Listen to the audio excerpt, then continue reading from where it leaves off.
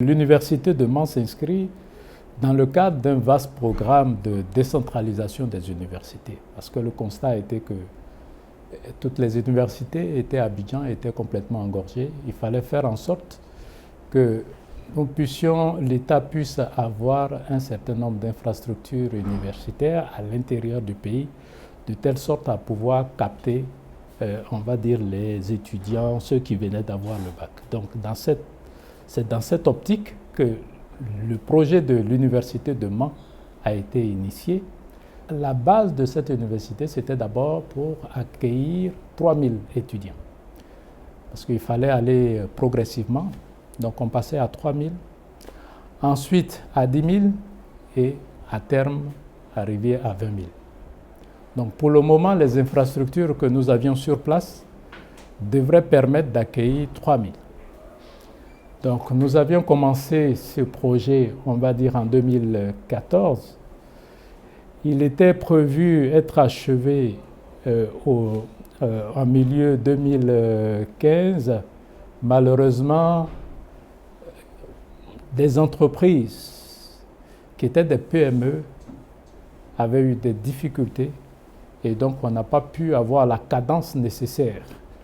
Mais le BNET est arrivé, du moins sur ce projet, pour apporter son expertise, dans la mesure où c'est des projets qui sont tellement sensibles dans la mesure où il faut tenir les délais, les coûts bien sûr.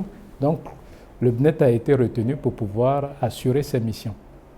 Donc aujourd'hui, les travaux se poursuivent. Nous sommes en train de trouver avec le maître d'ouvrage des solutions de telle sorte que la cadence soit soutenue et que dans le courant de l'année 2018, nous puissions mettre à disposition les premières infrastructures qui étaient composées, on va dire, de 2 amphithéâtres de 530 places.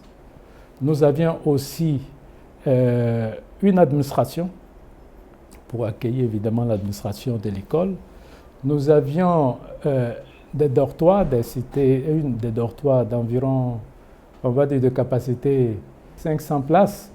Donc tout ça, c'est en cours et pensons que d'ici